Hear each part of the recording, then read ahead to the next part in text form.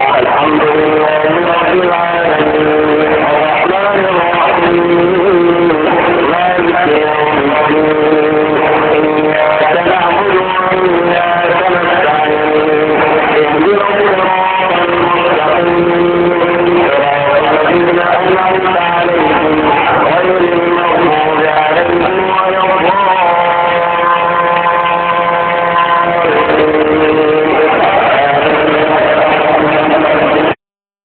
السلام عليكم ورحمة الله وبركاته. الحمد لله نحمده ونستعينه ونستغفره ونؤمن به ونتوكل عليه ونعوذ بالله من شرور أنفسنا ومن سيئات أعمالنا من يهده الله فلا مضل له ومن يضلله فلا هادي له وأشهد أن لا إله إلا الله وحده لا شريك له وأشهد أن محمدا عبده ورسوله وما بعد.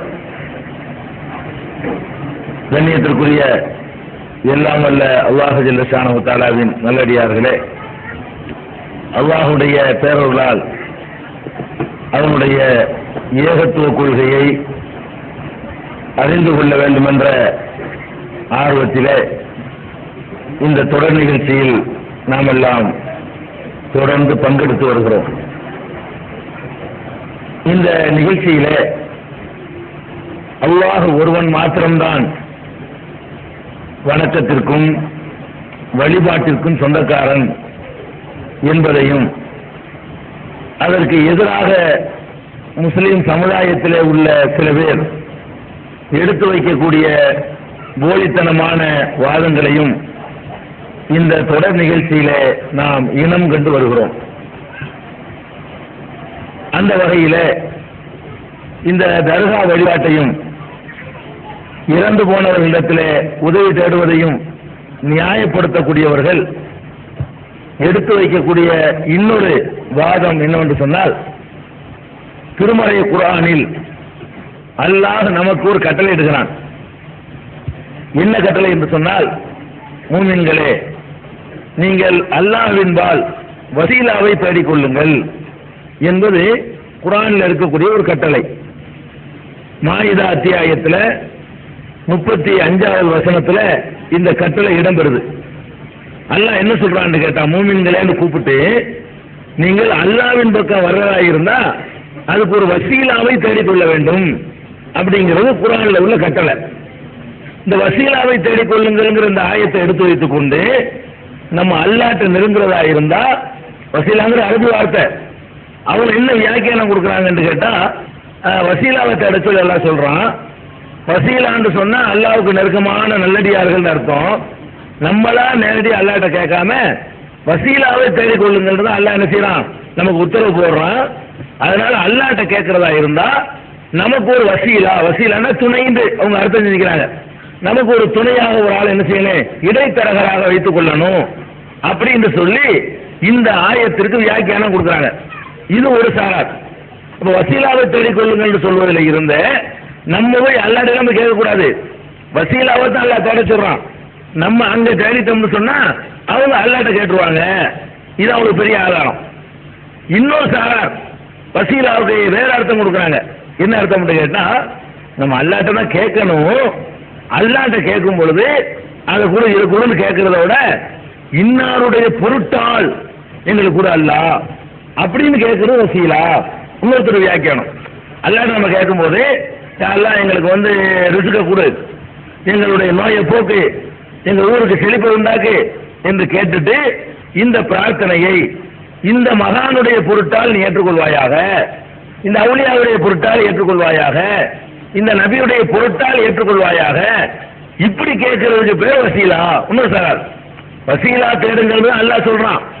வசீலாங்கிறது அரபியில உள்ள ஒரு வாசகம். இதுக்கு இவங்க தன்னிச்சையாக என்ன அர்த்தம் கொடுக்கணும்னு நான் ரெண்டாவது சொல்றேன். அவங்களுடைய வாதம் என்னன்னு கேட்டா, அல்லாஹ் வசீலா தேடுங்கள்னு சொல்லும் பொழுது நம்ம பிரியார்களை பிடித்துக் கொள்ள சொல்லித்தானே அந்த ஆயத்தை நமக்கு கட்டளை இடுது. அதனால தானே நாங்க அவுலியாக்கள் மகான்கள் பேரால நாங்க அல்லாஹ்ட்ட போய் கேட்கிறோம். இதை எப்படி நீங்க தப்புன்னு சொல்றீங்க என்ற ஒரு வாதத்தை இந்த குர்ஆனுடைய வசனத்தை எடுத்து வைத்துக் கொண்டு வாதிடுறாங்க. ஆனா உண்மையிலேயே வசீலாங்கிற வார்த்தைக்கு வந்து அரபு சொல்லு. இந்த சொல்லுக்கு என்ன பொருள்னு கேட்டா, அதாவது துணை சாதனங்கள்னு பொருள். வசீலாக்கு என்ன பொருள்? இப்ப நம்ம வந்து ஒரு ஆறு தண்ணி ஓடிட்டு இருக்கு, அந்த ஆற்றை நம்ம கடக்கணும். கடக்குவதற்கு நமக்கு ஒரு படகு வேணும். ஆற்றை கடக்குவதற்கு படகு வசீலான்னு சொல்லுவாங்க. உதாரணத்துக்காண்டி ஆற்றை கடந்து செல்வதற்கு எது ஒரு சாதனமா நமக்கு யூஸ் ஆகுதோ அதுதான் அரபு மொழியில் என்ன சொல்லப்படும், வசீலான்னு சொல்லப்படும். அதே மாதிரி ஒவ்வொன்றுக்கும் ஒரு சாதனம் தேவைப்படும். மாடியில் ஏறணும்னா படி நமக்கு வசீலாவா இருக்குது. மாடியில் ஏறி போறதா இருந்தா படியோ அல்லது லிப்டோ என்ன இருக்கு நமக்கு வந்து வசீலாவா இருக்கு. இந்த படி நான் மாடியில ஏறுவதற்கு எனக்கு வசீலாவா இருக்கிறது சொல்லுவாங்க அரபில. அரபு மொழியில அதாவது ஒரு காரியத்தை செய்வதற்கு துணை செய்யக்கூடிய சாதனங்களை பூரா வசீலான்னு சொல்லுவாங்க. அரபு மொழி இலக்கண பிரகாரம் உள்ள நேரடி அர்த்தம் என்னன்னு கேட்டா துணை சாதனம், துணை அகராதி அர்த்தம் இது. அப்ப எல்லாமே எழுதுவதற்கு பேனா வசீலா, நம்ம எழுதுறோம், எழுதுவதற்கு யூஸ் ஆகுறது எது, பேனா அல்லது பென்சில். அது பென்சில் என்பது எனக்கு ஒரு வசீலாவா யூஸ் ஆகுது. என் விரல்னால நான் எழுத முடியாது. அப்ப விரலை கொண்டு எழுத முடியாதனால என்ன பண்றோம், எழுதுவதற்குன்னு ஒரு பொருளை வச்சுக்கிறோம். அதுதான் துணை சாதனம் பேர். இப்படி நிறைய எதை வேணாலும் நீங்க வசீலான்னு சொல்லலாம். எதெல்லாம் உங்களுக்கு ஒரு காரியம் சமையல் செய்வதற்கு பாத்திரம் வசீலாவா இருக்கு, சமையல் செய்யணும்னு சொன்னா அதுக்கு ஒரு பாத்திரம் நமக்கு என்னவா இருக்கு, வசீலாவா யூஸ் ஆகிட்டு இருக்குது. இப்படியே நிறைய எந்த விஷயத்துக்கு வேணாலும் நம்ம என்ன செய்யலாம் சொல்லிக்கலாம். பிரயாணம் செய்யறதுக்கு வாகனம் வசீலாவா இருக்குது. இது அப்ப அல்லாஹ் என்ன சொல்றான்டா, இது அகராதி அர்த்தம். வசீலாவை தேடிக்கொள்ளுங்கள். வசீலாவுக்கு பதத்தரை உள்ள ஒரு ஆளுநர் அர்த்தமே கிடையாது.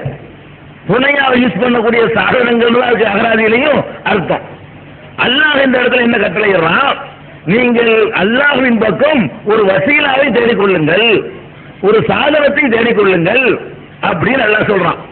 சாதனம்னு சொன்ன உடனே இவங்க சாதனம்னு என்ன விளங்கிட்டாங்கன்னு கேட்டா, சாதனம்னா மகான்களை தான் அல்லாஹ் சொல்றான் போல இருக்கு.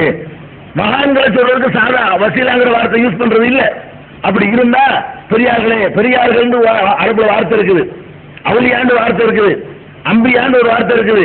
நீங்க அம்பியாக்களை தேடிக்கொள்ளுங்கள், அவுலியாக்களை தேடிக்கொள்ளுங்கள் அல்லாஹ் சொல்லியிருப்பான். அல்லாஹ் என்ன வார்த்தை யூஸ் பண்றான்னு கேட்டா வசீலா என்ற வார்த்தை யூஸ் பண்றான். அகராதியில அதுக்கு அர்த்தம் வந்து சாதனம்னு அர்த்தம். சரி, நல்ல அறிஞர்கள் இப்ப இந்த சமீப காலத்தில் உள்ள ஆட்கள் தான் வசீலாவுக்கு கபூர்னு வழங்கிட்டு இருக்காங்க. வசீலாவுக்கு முகத்தம்ம நாள் வியாக்கியானம் கொடுக்குறாங்க. ரசூல் ஸல்லல்லாஹு அலைஹி வஸல்லம் 3 தலைமுறையை பாராட்டி சொன்னாங்க. ஹைருல் கரணி சும்மல்லதீன யலூனஹும் சும்மல்லதீன யலூனஹும். சமுதாயத்திலே சிறந்த சமுதாயம் என் காலத்து சமுதாயம் சஹாபாக்கள். சும்மல்லதீன யலூனஹும், அதற்கு அடுத்து வருகின்ற தாபியங்கள் இருக்காங்களே அவங்க அடுத்து சிறந்தவர்கள். சும்மல்லதீன யலூனஹும், அதுக்கடுத்து வரக்கூடிய தபூ தாபியங்கள் வந்து சமுதாயத்தில் அடுத்து சிறந்தவர்கள். அதுக்கப்புறம் எந்த சமுதாயமும் சிறந்த சமுதாயம் சொல்ல முடியாது. ரசூல் ஸல்லல்லாஹு சொல்லிட்டாங்க, இருக்கிற மொத்த சமுதாயத்திலேயே ஃபர்ஸ்ட் இடம் யாருக்குன்னு கேட்டா சஹாபாக்களுக்கு, அடுத்து சஹாபாக்கள்கிட்ட பாடம் கற்ற தாபியன்களுக்கு, அடுத்து தாபியன்கள்கிட்ட பாடம் கற்ற தபூ தாபியன்களுக்கு. அவங்களுடைய மாணவராக வந்தாங்கல்ல 3வது ஜெனரேஷன். இந்த 3வது ஜெனரேஷன்ல உள்ளவங்க தான் சிறந்தவர்கள் 3வது இடத்துல இருக்கிறாங்க. இந்த 3 ஜெனரேஷன்ல வாழ்ந்த அறிஞர்கள்ல யாருமே வசீலாங்கிற வார்த்தைக்கு வந்து ஒரு பெரியாரு, ஒரு மகானு, ஒரு அவுலியா, ஒரு நபி என்ற அர்த்தம் கொடுக்கவே இல்லை. எல்லாரும் ஏகமானதான் ஒரு கருத்து வேறுபாடு இல்லாம கொடுத்த வியாக்கியானம் என்னன்னு கேட்டா, அல்லாஹ்வை நெருங்குவதற்கு வசீலாவை தேடுங்கள் சொன்னா, வசீலா என்றால் இபாதத்து, வசீலா என்றால் இறைவன் திருப்தி வரக்கூடிய வணக்க வழிபாடுகள். வணக்க வழிபாடுகள் மூலமாகத்தான் நீங்க அல்லாஹ் நெருங்கணுமே தவிர நான் ஒண்ணுமே அல்லாஹ் செய்ய மாட்டேன், ஆனா எனக்கு அல்லாஹ் எல்லாம் செய்யணும் அதை நினைக்காது என்று அல்லாஹ் சொல்றாங்க. வேற ஒண்ணும் இல்லை. நம்ம தொழுவது இல்லை, நோர் உணர்வுறது இல்லை, அல்லாஹ் என் வயிற்று வழி போய்க்கிறேன், இத்தனை நாள் கேட்கிறேனே போக மாட்டேங்கிறானே, நீ என்ன பண்ண அல்லாவுக்கு? அவன் உன் மீது இழுத்த கடமையை செஞ்சியா, அவன் உன்கிட்ட எதிர்பார்க்கிறான் அதை செஞ்சியா அப்படின்னு நல்லா கேட்பான். அப்ப வசீலா வந்து அல்லாஹ் நெருங்குறதுக்கு எது சாதனம்னு குர்ஆனை தேடி பார்த்தோம்னு சொன்னா நம்மளுக்கு என்னென்னவெல்லாம் கட்டளைகிறானோ அதெல்லாம் அல்லாஹ்வை நெருங்குறதுக்குள்ள சாதனம். தொழுகை அல்லாஹ்வை நெருங்குவதற்கான சாதனம். அல்லாஹ் அங்க இருக்கிறவங்க இங்க இருக்கோம்னா நெருங்க அல்லாஹ்வை நெருங்குறதுக்குள்ள சாதனம் எது? தொழுகை ஒரு சாதனம், நோன்பு சாதனம், கடமையான வணக்கங்கள் சாதனம், நபிலாக தேர்ந்தெடுத்து நம்ம செய்யற வணக்கங்கள் அது சாதனம். அதை கொண்டு அல்லாஹ்வை நெருங்கிட முடியும். எப்படி கீழே கிடக்கிற நம்ம ஒரு படின்னு ஒண்ணு இருந்தா மேலே ஏறி போயிடலாமோ, அதே மாதிரி இங்க இருந்து நம்ம சொர்க்கம்ங்கிற இடத்த போய் அடையணும்னு சொன்னா அதுக்கு ஒரு படி வேணும். அது என்ன படியின் மூலமா போக முடியும்? அவரே படியை தேடிக்கிட்டு இருக்கிறாரு. யார் மூத்தா போயிட்டு அவருக்கு ஒரு படி வேணும். நீங்க எப்படி படியை வச்சு சொர்க்கத்துக்கு போக முடியுமோ, நபிமார்களா இருந்தால் அவரும் போய் சேரணுமே, அவருக்கு ஒரு படி வேணும். இப்ப எல்லாரும் படியின் பக்கம் தேவைப்படுறோம். அந்த படி என்ன? படி என்னன்னு கேட்டா தொழுகை இபாதத்து. அப்ப படியில ஏறி போற ஒருத்தனை போய் நம்ம படியாக்க முடியுமா? ஒருத்தன் படியில ஏறி அவன் போய்கிட்டு இருக்கான், அவன் முதுகுல ஏறிக்கிட்டு நாம ஒன்று சொல்ல முடியுமா? அது சொல்ல முடியாது. அப்ப அந்த ஆளுகளே படியில ஏறி போய்கிட்டு இருக்கிறாங்க. மூத்தா போன எல்லாருமே அவங்களுக்கு ஒரு படி வேணும். நம்ம இபாதத்து என்ன தெரியல, இந்த படியில ஏறி சென்றுலாமா நினைச்சிட்டு இருக்கிறாங்க. இவன் படியை விட்டுவிட்டு படியில ஏறி போற ஆளை பிடிச்சிக்கிறேன்னு சொல்றான். அவரை பிடிச்சி இழுத்து என்ன செய்ய போறான்? நான் வெற்றி அடையலான்னு நினைக்கிறான். அப்ப ஹசன் பஸ்ரி பெரிய அறிஞர், தாபீன்கள்ல உள்ள ஒரு ஆளு, முஜாஹிது தாபீன்கள்ல உள்ளவர், கத்தாதா தாபீன்கள்ல உள்ளவர், அத்தாங்கிறவர் அவர் பெரிய அறிஞர், இப்னு சயீதுங்கிறவர், அப்துல்லா இப்னு கசீருங்கிறது, இவ்வளவு பெரியவர்கள்லாம் தாபீன்கள்ல உள்ளவங்க. குர்ஆனுக்கு விரிவுரை சொன்னவர்கள். இந்த வசீலாங்கிற அரபி வார்த்தைக்கு என்ன அர்த்தம் சொல்ல வரும் பொழுது அது குர்பத்து, அல்லாஹ்வை நெருங்கும் வணக்கம். என்ன சொல்றாங்க? வசீலாவுக்கு அர்த்தம் ஆளை தேடிக்கிறீங்க, நல்லா உங்களுக்கு சொல்லல, அமலை தேடிக்கிறீங்க. சும்மா போய் அல்லாட்ட கேட்காதீங்க, ஏதாவது செஞ்சுட்டு அல்லாட்ட கேளுங்க அப்படின்னு சொல்லி எல்லா அறிஞர்களும் விளக்கம் கொடுக்குறாங்க.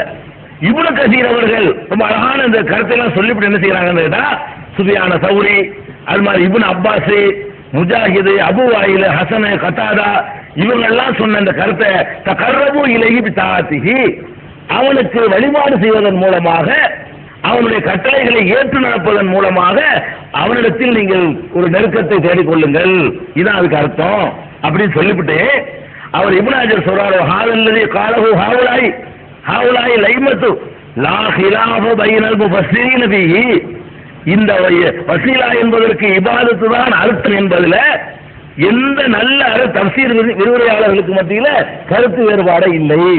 அப்படின்னா ஒரு முஃபஸ்ஸிர் சொல்லலையா. இப்னு கஸீர் சொல்றாரு, வசீலாவுக்கு என்னதான் அர்த்தம்? அமல் தான் அர்த்தமே தவிர, நல்லறங்கள் தான் அர்த்தமே தவிர, நீங்க யாரையாவது பிடிச்சி தங்கிக்கிறீங்கிற அர்த்தம் கண்டிப்பா கிடையாது என்று எல்லா அறிஞர்களும் வியாக்கியானம் கொடுத்துறாங்க. வசீலாங்கிற சொல்லுக்கு அர்த்தம் சொல்றதா இருந்தா அந்த மொழியில யாரு பாண்டித்தியம் பெற்றிருக்கிறார்களோ அவங்க சொல்றதை எடுத்தா பார்க்கணும். வசீலாங்கிற அரபி வார்த்தை, அது எப்படி மார்க்கமானு கேட்கக்கூடாது. அரபு மொழியில உள்ள இந்த வார்த்தைக்கு என்ன அர்த்தம் என்பதை அரபு மொழியில பாண்டித்தியம் பெற்ற அந்த மக்கள் தான் வளர்க்க முடியும். அந்த மொழியை கரைத்து குடித்த திருக்குறானுடைய விரிவுரையாளர்கள் என்ன சொல்றாங்கன்னு கேட்டா, வசீலானா குர்பா, வணக்கம், இபாதத்து, அல்லாஹ்வை அடைவதற்கு உரிய வணக்க வழிபாடுகள் என்று அதான் வழக்கம். இப்ப நம்ம எடுத்து பார்த்தோம்னு சொன்னா வசீலாவை தேடிக்கொள்ளு அல்லாஹ் சொல்றான் பாருங்களா. இந்த குர்ஆன்ல இருந்து எடுத்து பாத்தீங்க பாருங்க, சூரத்துல் ஃபாத்திஹாவுல எல்லாம் கற்றுத்தரான். எப்படி கற்றுத்தரான்? ஈயாக்க நஅபுது வ ஈயாக்க நஸ்தஈன், உன்னை வணங்குறோம், உன்னிடத்துல உதவி தேடுறோம். உதவியை சும்மா தேடக்கூடாதான். உதவி தேடுறதுக்கு முன்னாடி நீ என்ன பண்ணணும்? நீ எனக்கு என்ன செய்யணும் முதல்ல சொல்லிட்டு அப்புறம் நான் என்ன செய்யணும் ரெண்டாவது. அல்லாஹ் மட்டும் என்ன பார்க்கறான்? நான் எதுவும் ஒரு வேலைக்கார மாதிரி நீ கேட்டவன் நான் தர்ற மாதிரி நினைக்காதப்பா, நீ எனக்கு எந்த அளவுக்கு அடிமைத்தனத்தை வெளிப்படுத்த சொல்லுங்க முதல்ல, அப்புறமா என்ன கேள்வி. அதுக்கு தான் அல்லாஹ் ரெண்டையும் கற்று தர்றான். சூரத்துல் ஃபாத்திஹாவுல நமக்கு சொல்லி தர்றான், ஈயாக்க நஅபுது, உன்னையே நாங்கள் வணங்குகிறோம் அப்படி சொல்லிவிட்டு உன்னிடமே உதவி தேடுகிறோம். ஈயாக்க நஸ்தஈன், முதல்ல வணங்குறேன்னு சொல்லிவிட்டு அப்புறம் உதவி தேடுறேன்னு சொல்லு. அழகா மேட்சாவது பார்த்தீங்களா? அல்லாஹ் எதை தேட சொல்றான்? நீங்கள் என்னிடத்துல உதவி தேடுவதற்கு முன்னாடி நீங்க ஒரு சாதனத்தை தெளிக்கிறீங்க. அந்த சாதனம் தான் என்னது? இபாதத்துகள், வணக்க வழிபாடுகள். அதை சூரத்துல் ஃபாத்திஹாவுல எல்லாம் நினைஞ்சிடறான், சொல்லி காட்டுறான். திருக்குறான்ல முதல்ல உள்ள வசனம் ஃபாத்திஹா, முதல்ல இறங்கின வசனம் எது? அங்கேயும் சொல்லி தரான். குர்ஆன்ல முதல்ல இறங்கின அத்தியாயத்திலையும் இந்த டாபிக் எல்லாம் வலியுறுத்துறான். குர்ஆன்ல இப்ப முதல்ல வைக்கப்பட்டிருக்கிற அந்த சூறாவுலையும் அல்லாஹ் ரெண்டையும் தான் சொல்றான். அதாவது ஈயாக்க நஅபுது வ ஈயாக்க நஸ்தஈன், முதல் சூரா ஃபாத்திஹா. முதல்ல இறங்கின சூறா எது? இக்ரா, சூரத்துல் அலக். இந்த அலக்குடைய கடைசி ஆயத்து எப்படி வருது? கல்லா லா துதிஹு வஸ்ஜுத் வக்தரிப், நீ அவனுக்கு கட்டுப்படாதே, வஸ்ஜுத் சஜிதா செய், வக்தரிப் அதன் மூலம் நெருங்கு. அல்லாஹ் என்ன சொல்றான்னு கேட்டா, சஜிதாங்கிற வணக்கத்தின் மூலமா தான் நெருங்கணும். சும்மா நெருங்குறதுல அந்த விளையாட்டுல நடக்காது. வஸ்ஜுத் வக்தரிப், சஜிதா செய்து விட்டு என்னை நெருங்கு. அப்ப முதல்ல இறக்கின வசனத்துல எல்லாம் தெளிவுபடுத்துறான், என்னை நீ நெருங்குறதா இருந்தால் வணக்கங்கள் இபாதத்துகள் அதிகம் அதிகம் செய்து என்னை நீங்கள் நெருங்க வேண்டும், அதான் சாதனம். இவ்வளவு தெளிவாக சூரத்துல் ஃபாத்திஹாவும் விளக்கம் கொடுக்குது, சூரத்துல் அலக்லையும் விளக்கம் இருக்கிறது. அது மாத்திரம் இல்லாம பெருமானார் ஸல்லல்லாஹு அலைஹி வஸல்லம் அவர்கள் சொன்னார்கள், மா தகர்ரப இலைய அபதி விஷயின் அஹப்ப இலைய மிம்மஃதரத்து அலைஹி, எந்த ஒரு அடியானாக இருந்தாலும் நான் அவனுக்கு கடமையாக்கி இருக்கிறேனே அதன் மூலமாகவே தவிர என்னிடத்திலே எவனும் நெருங்க முடியாது என்று அல்லாஹ் சொல்லுவதாக ரசூலுல்லாஹ் சொல்றாங்க. ரசூலுல்லாஹ் சொல்றாங்க, மாத்த கர்ரபை அல்லாஹ் சொல்வதாக சொல்றாங்க, ஹதீஸ் குதுசி. மாத்த கர்ரபை இலைய அபதி, என் பக்கம் என்னுடைய அடியான் நெருங்க முடியாது, விஷயின் அஹப்ப இலைய, எனக்கு விருப்பமான ஒன்றை கொண்டு நெருங்க முடியாது, நீ மஃதரத்து அலைஹி, நான் அவன் மீது கடமையாக்கி இருக்கிறேனே அந்த காரியத்தை தவிர வேற காரியத்தை கொண்டு என்று நெருங்க முடியாது. அதுக்கப்புறம் ஒமாயதால் அபதி எத்தக்கரப இலைய பின்னவாபிலி, கடமையானதை கொண்டு நெருங்கின பிறகு உபரியான நபில்களை கொண்டு என்னை மேலும் அடியா நெருங்கி கொண்டே இருக்கிறான். அல்லாஹ் நெருங்குறதுக்குள்ள வழி என்னன்னு கேட்டா, அல்லாஹ் நம்ம யாரும் கேட்கறது பெறுவதற்கு உரிமை நமக்கு எப்போ வரும்னு கேட்டா, கடமைகளை முதல் செய்யணும், ஓரளவுக்கு நெருங்கலாம். கடமைகளுக்கு மேல எக்ஸ்ட்ராவா சுன்னத்து நபில்கள் அதிகம் அதிகமாக செய்யும் பொழுது மேலும் நெருங்கி கொண்டே இருக்கிறோம். மாயசாருல் அபது எத்தகர்ரபு இலைய பின் நவாபிலி, நபிலான வணக்கங்களை கொண்டு அடியான் என்னிடத்திலே மேலும் மேலும் நெருங்கி கொண்டே இருக்கிறான். ஹத்தா உஹிப்புஹு, கடைசியில் நான் அவனை நேசிக்கிறேன், விரும்புகிறேன். விரும்பினா என்ன ஆகும்? ஃபைதா அஹபப்துஹு, அவனை நான் விரும்ப ஆரம்பித்து விட்டேன் என்று சொன்னால், குந்து சம்அஹுல்லதி யஸ்மஉ, அவர் கேட்கின்ற செவியாக நான் ஆவேன். ஓ பஸரஹுல்லதி யப்சுரு பிஹி, அவன் பார்க்கின்ற பார்வையாக நான் ஆகிவிடுவேன். ஓ யதஹுல்லதி யப்துஷு பிஹா, அவன் பிடிக்கின்ற கையாக நான் இருப்பேன். ஒரு ரிஜலஹுல்லதி யம்ஷி பிஹா, அவன் நடக்கின்ற காலாகவும் நான் இருப்பேன். ஓ இன்சாலனி, என்னிடத்தில் அவன் கேட்பானேயானால் லஓதி என்னஹு, கண்டிப்பாக அவனுக்கு வழங்குவேன். யாருக்கு வழங்குவானா? அண்ணன் சொல்றான், ஒலையின் இஸ்தாதனி, என்னிடத்திலே அவன் காவல் தேடுவானேயானால் லஉஈதன்னஹு, நான் அவனை காப்பேன் அப்படின்னு நல்லா சொல்றான். யாருக்கு சொல்றான்? கடமையான வணக்கங்களை கொண்டு என்னை நெருங்கி, உபரியான வணக்கங்களை கொண்டு மேலும் நெருங்கி, அந்த அளவுக்கு எப்ப பார்த்தாலும் அல்லாஹ்வுக்கு உரிய காரியத்தை அதிகம் அதிகம் செய்து கொண்டு இருப்பானேயானால் எந்த அளவுக்கு ஆயிரம் என்று கேட்டா, அவன் கையாக நானாவேன். கையாவன் அல்லவாயிரம் அர்த்தம் இல்ல, அவன் கையில செய்யற வேலைகளுக்கு நான் பக்கபலமா நிற்பேன். அவன் கண்ணாக நான் அல்லாஹ்வுடைய கண்ணு இவனுக்கு வந்துடாது, இவன் இந்த திரைக்கு அப்பால பார்க்க முடியாது. அதுக்கு என்ன அர்த்தம்? ஏன்னா பார்க்க முடியாது, வேற வேற வசனங்கள் குர்ஆன்ல தெளிவாக சொல்லப்பட்டிருக்கு. அதனால என்ன அர்த்தம்? உன்னுடைய பார்வையில உள்ள அந்த பலமாக நான் நிற்பேன், உனக்கு பக்கபலமா இருப்பேன். உன்னுடைய பார்வைக்கு பாதுகாப்புனா, உன்னுடைய கேள்விக்கு பாதுகாப்புனா, உன்னுடைய கைக்கு பாதுகாப்புனா, உன்னுடைய காலுக்கு பாதுகாப்புனா எல்லாமே நான் ஆகி விடுவேன் அப்படின்னு சொல்லி அல்லாஹ் சொல்வதாக நபிகள் நாயகம் ஸல்லல்லாஹு அலைஹி வஸல்லம் சொல்லக்கூடிய இந்த ஹதீஸ் புகாரியில இடம்பெற்றிருக்கக்கூடிய 6137 புகாரியில் இடம்பெற்றிருக்கக்கூடிய ஆதாரபூர்வமான ஹதீஸ். அப்ப இதுல என்ன நமக்கு விளங்குது? அல்லாஹ்விடத்திலே நெருக்கத்தை தேடுவதற்கு எந்த ஒரு இடத்திலையும் யாரையாவது பிடித்துக் கொள்ளுங்கள், ஒரு ஆளை துணைக்கு வச்சுக்கிறீங்க, ஒரு ஆளுடைய பொருட்டால கேளுங்க அப்படின்னு அர்த்தமே கிடையவே கிடையாது. அதை சொல்லக்கூடிய ஒரு குர்ஆன் வசனமும் இல்ல, அதை சொல்லக்கூடிய ஒரு ஹதீஸும் இல்ல. இப்ப நல்லா விளங்கிருச்சா? இப்ப எடுத்து பாருங்க, மூமின்களே நீங்கள் வசீலாவை தேடுங்கள், அவனின் பக்கம் செல்வதற்கு வசீலாவை தேடிக்கொள்ளுங்கள். என்ன அர்த்தம்? நல்ல நல்ல இபாதத்துகளை செய்து தேடிக்கொள்ளுங்கள் அப்படின்னு அர்த்தம். இப்ப இவங்க சொல்ற அர்த்தம் எப்படியெல்லாம் தப்புங்கிறத பாருங்க. இப்ப இவங்க என்ன அர்த்தம் செய்யறாங்க? வசீலான்னா ஒரு ஆளை துணைக்கு கூப்பிட்டுக்கிறது, அல்லாட்ட கேட்கறது கூட ஒரு புரோக்கர் மாதிரி ஒரு ஆளை இடையில பிடிச்சிக்கிறது, அதான் வசீலாங்கிறாங்க. அல்லாட்ட கேட்கும் பொழுது அவர் பொருட்டால் இவர் பொருட்டால் அப்படின்னு சொல்லுவதுதான் வசீலாங்கிறாங்க. சரி, இப்ப பாருங்க, இந்த குர்ஆன் அந்த ஆயத்தை நான் அப்படி வாசிக்கிறேன். யா அய்யுஹல்லதீன ஆமனூ, அவங்க சொல்லக்கூடிய இந்த வசீலா பற்றி சொல்லக்கூடிய அந்த ஆயத்துல 3 ஆர்டர்களுக்கு போடப்படுது. எத்தனை கட்டளை? 3 விஷயங்கள் சொல்லப்படுது. யா அய்யுஹல்லதீன ஆமனூன்னு கூப்பிட்டு, மூமின்களே கூப்பிட்டு, இத்தகுல்லா, ஃபர்ஸ்ட் கட்டளை என்ன? அல்லாஹ்வை பயந்து கொள்ளுங்கள், ஒரு கட்டளை. இரண்டாவது வபுத்தகு இலைஹில் வசீலா, அவன் அளவில் வசீலாவை தேடிக்கொள்ளுங்கள், இரண்டாவது கட்டளை. வஜாஹிது ஃபீ சபீலிஹி, அவன் பார்வையில் தியாகம் செய்யுங்கள், லஅல்லக்கும் துஃப்லிஹூன், நீங்கள் வெற்றி பெறுவீர்கள். இது 3 விஷயங்கள் அல்லாஹ் சொல்றான். யாருக்கு சொல்றான்? மூமின்களுக்கு பூராத்தும் சொல்றான். உங்களுக்கு இது உங்களுக்கு மட்டுமா? இல்ல. யாயுகல்லதீன ஆமனூன்னு சொன்னா எல்லா மூமின்களுக்கும் இந்த கட்டளை. யாயுகல்லதீன ஆமனூன்னு கூப்பிட்டு போடுற கட்டளையை எல்லாரும் செய்தாக வேண்டும், எல்லாரும் செஞ்சு ஆகணும். இப்ப மூமின்களேன்னு கூப்பிட்டு அல்லாஹ்வை பயந்து கொள்ளுங்கிற முதல் கட்டளை இருக்குல்ல, இந்த கட்டளையில ரசூல் ஸல்லல்லாஹு அலைஹி வஸல்லம் அடங்குவார்களா மாட்டார்களா? அடங்குவாங்க. மூமின்களே நல்லா கூப்பிடுறானே, ரசூலுல்லாஹ் மூமின்ல வரமாட்டாங்கன்னு சொல்ல முடியுமா? முதல் மூமின் அவங்க தானே. மூமின்களேன்னு கூப்பிட்டோம்னு சொன்னா முதல் அழைப்பு அவருக்கு தானே நேர காதுல போகுது. ஜிப்ரீல் வந்து முதல்ல கூப்பிட்டது ரசூல் ஸல்லல்லாஹு அலைஹி வஸல்லம் தானே. அப்ப மூமின்களே நல்லா கூப்பிடுறானே, இதுல பெருமானார் ஸல்லல்லாஹு அலைஹி வஸல்லம் உட்பட எல்லாரும் அடங்குறாங்க. சரி, அப்ப இந்த 3 கட்டளையையும் பெருமானார் ஸல்லல்லாஹு அலைஹி வஸல்லம் செஞ்சாகணும், நல்லா விளைக்கணும். இந்த 3 கட்டளை யார் செய்யணும்? நீங்க எப்படி இந்த 3 கட்டளை அமல்படுத்தணுமோ அதே மாதிரி தான் ரசூல் ஸல்லல்லாஹு அலைஹி வஸல்லம் அமல்படுத்தி ஆகணும். முதல் கட்டளை என்ன? ஈத்தகுல்லா, அல்லாஹ்வை பயந்து கொள்ளுங்கள், நிறைவேற்றினாங்க. பெருமானார் ஸல்லல்லாஹு அலைஹி வஸல்லம் அவர்கள் நம்ம எல்லாத்தையும் அதிகமா அல்லாஹ் அஞ்சினாங்க. நம்மள எல்லாம் கூடுதல் அஞ்சினாங்க. ராத்திரில எல்லாம் கால் நீங்கிற அளவுக்கு எந்திரிச்சு தொழுது இருக்கிறாங்க. சுபுகுல இருந்து இஷாவுடன் சுபு வரைக்கும் எல்லாம் கூட தொழுது இருக்கிறாங்க. எல்லா வகையிலும் எவ்வளவு கஷ்டமான வாழ்க்கை அல்லாஹ்வுக்காக சகிச்சுக்கிட்டாங்க. அல்லாஹ்வுக்கு பயந்து பயந்து தங்களை வருத்தி கொண்ட ஒரு காட்சியை நம்ம பார்ப்போம்.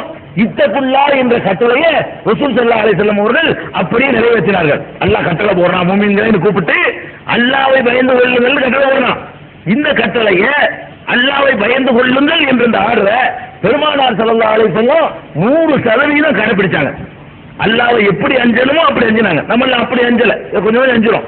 100% நம்ம அஞ்சணும்னு சொல்ல முடியாது. பெருமானார் ஸல்லல்லாஹு அலைஹி வஸல்லம் ஆனா அத்தகாக்கும் இல்லாஹ், அல்லாஹ்வை உங்களை விட நான் தான் ரொம்ப பயப்படுறேன்னாங்க. அவங்களே சொல்லிட்டு போயிட்டாங்க. பெருமானார் ஸல்லல்லாஹு அலைஹி வஸல்லம் அவர்கள் இந்த கட்டளை அமல்படுத்திட்டாங்க. சரி, அடுத்த கட்டளை என்ன? வசீலாவை தேடுங்கள். வசீலாவை தேடுங்கள் உங்களுக்கு மட்டும் கட்டளை இல்ல, ரசூல் ஸல்லல்லாஹு அலைஹி வஸல்லம் கட்டளை. அப்ப ரசூல் ஸல்லல்லாஹு அலைஹி வஸல்லம் ஒரு ஆளை பிடிப்பாங்களா? இந்த கட்டளையை நீங்க நிறைவேற்றுற மாதிரி ரசூல் ஸல்லல்லாஹு அலைஹி வஸல்லம் நிறைவேற்றி ஆகணும். இவங்க வசீலான்னா ஒரு ஆளை போய் தொங்குறதுன்னு அர்த்தம் கொடுத்தாங்கன்னா ரசூல் ஸல்லல்லாஹு அலைஹி வஸல்லம் அவங்களுக்கு இந்த கட்டளை இருக்குது, அவங்க யாரை போய் தொங்குனாங்க? இந்த கட்டளையை அமல்படுத்தாம போயிட்டாங்களா? அப்ப அல்லாஹ் ஒரு உத்தரவு போடுறான்னு சொன்னா முதலில் பெருமானார் ஸல்லல்லாஹு அலைஹி வஸல்லம் செஞ்சிருக்கணும். அப்ப இந்த கட்டளை வந்த உடனே யா அல்லாஹ் இப்ராஹிமுடைய பொருட்டால் எனக்கு தந்தரன்னு கேட்டாங்களா? இஸ்மாயில் பொருட்டாள்னு கேட்டாங்களா? மூசா பொருட்டாள் ஈசா பொருட்டாள்னு கேட்டாங்களா? இல்லையே. இந்த கட்டளை இறங்கின பிறகு அமல்களை தான் அதிகமா செஞ்சாங்களே தவிர ஒண்ணு செய்யல. இந்த வசீலாவுக்கு இவங்க சொன்ன மாதிரி அர்த்தம் ரசூலுல்லாஹ் புரிஞ்சுக்கல. ரசூல் ஸல்லல்லாஹு அலைஹி வஸல்லம் இந்த அர்த்தம் இருந்தால் இந்த அர்த்தம் முதல்ல யாருக்கு விளங்க? ரசூலுல்லாஹ் இருக்கணும். எந்த அர்த்தம்? வசீலாண்டா ஒரு ஆளை பிடிக்கிறது, வசீலாண்டா ஒரு மகானை போய் தொங்குறது, ஒரு மௌத்தா போன ஆளை பேரை சொல்லிக்கிட்டு துவா கேட்கிறது அப்படின்னு அர்த்தம் இருந்தால் அது முதல்ல யாருக்கு புரியும்? பெருமானார் ஸல்லல்லாஹு அலைஹி வஸல்லம் அவங்களுக்கு புரியணும். அப்ப அவர்கள் உடனே அமல்படுத்துவாங்க. குர்ஆன்ல ஒரு கட்டளை வந்தா உடனே அமல்படுத்துவாங்க. சப்பிஹ் பிஹம்தி ரப்பிக சப்பிஹ் இஸ்ம ரப்பிக்கல் ஆலா வருது. சப்பிஹ் இஸ்ம ரப்பிக்கல் ஆலானா உயர்ந்த உன்னுடைய இறைவனை துதிப்பீராக அல்லாஹ் சொல்றான். உடனே ருக்குல அமல்படுத்திடுறாங்க. சுப்ஹான ரப்பியல் சைடாவுல அமல்படுத்துறாங்கல்ல, சுப்ஹான ரப்பியல் ஆலாங்கறாங்க. சப்பிஹ் இஸ்ம ரப்பிக்கல் ஆலான்னு உத்தரவு வந்த உடனே அமல்படுத்துறாங்க ரசூல் ஸல்லல்லாஹு அலைஹி வஸல்லம். அப்ப சப்பிஹ் பிஸ்மி ரப்பிக்கல் அலீம் அப்படின்னு உத்தரவு வந்த உடனே சுப்ஹான ரப்பியல் அலீம்னு சொல்லி என்ன செய்றாங்க? அந்த ஆர்டரை தொழுகையில நிறைவேற்றி காட்டுறாங்க. பெருமானார் ஸல்லல்லாஹு அலைஹி வஸல்லமுக்கு எந்த உத்தரவு வந்தாலும் உடனே அதுக்கு செயல் வடிவம் கொடுத்துட்டு போயிடுவாங்க. இவர்கள் சொல்ற அர்த்தம் இருந்தா ரசூலுல்லாஹ் என்ன பண்ணிருக்கணும்? கட்டளை போட்டான்ல, மூமின்களே வசீலா தேடுங்கன்ட்டான். என்ன அல்லாஹ் வசீலா தேட சொல்லிவிட்டான். நான் இப்ராஹிம் பொருட்டால் கேட்க போறேன், நான் இஸ்மாயில் பொருட்டால் கேட்க போறேன், நான் மூசா பொருட்டால் கேட்க போறேன், நீங்கள் அப்படி கேளுங்கன்னு சொன்னாங்களா? அப்படி சொல்லாததுல இருந்த இந்த அர்த்தம் பொய்ன்னு விளங்குது. இந்த அர்த்தம் வசீலான அமல் தான். இந்த ஆயத்தை இறங்கினவன அமல் செஞ்சாங்களா? செஞ்சாங்க. இந்த ஆயத்தை இறங்கினவன அதிகமாக வாழ்க்கையில் அமல் செஞ்சாங்களா? இல்லையா? செஞ்சாங்க. இந்த கட்டளையை அப்படியே ரசூல் ஸல்லல்லாஹு அலைஹி வஸல்லம் நிறைவேற்றினாங்க. அப்புறம் ஜாஹிது அல்லாஹ்வுடைய பாதையில நீங்கள் தர்ம போர் செய்யுங்கள், அறப்போர் செய்யுங்கள் அப்படின்னு இருக்கு. அது செஞ்சாங்க. நியாயத்திற்காக போர் செய்வதிலையும் பெருமானார் ஸல்லல்லாஹு அலைஹி வஸல்லம் முன்னில் நின்றாங்க. அல்லாஹ் அஞ்சுவதிலையும் முன்னில் நின்றாங்க. நடுவில் உள்ள கட்டளை மட்டும் செய்யலங்கிறாங்க. அதான் அதையும் செஞ்சாங்க, இதையும் செஞ்சாங்க. அப்ப வசீலாவை தேடுங்கிற கட்டளை இருக்குல்ல, அதை செய்யணுமா இல்லையா? ரசூல் ஸல்லல்லாஹு அலைஹி வஸல்லம் நீ வைக்கிற அர்த்த பிரகாரம் பார்த்தா ரசூல் ஸல்லல்லாஹு அலைஹி வஸல்லம் கபர் இருக்காம தேட சொல்லிருக்கணும். நல்லா சொல்லிவிட்டான், எதனா கபருக்கு தான் பார்த்துன்னு சொல்லுங்கப்பா, நான் வந்து கேட்க போறேன்னு சொல்லி விடுமா இல்லையா? கேட்க சொன்னாங்களா, இடிக்க சொன்னாங்களா? இருக்கிறத இடிச்சுட்டான்னு சொன்னாங்களே தவிர இப்போ தேடி பார்த்துட்டு கண்டுபிடிச்சு வர சொல்லல. இழந்து இடி தரமாட்டம் ஆகிட்டு வந்து ஆள் அனுப்புனாங்க. அப்ப நமக்கு விளங்குது வசீலாங்கிறத வச்சு தான் ஏமாத்துறாங்க. இந்த ஆயத்தை கொண்டு காட்டுவாங்க, வசீலா தேடி கொள்ளுங்கள்.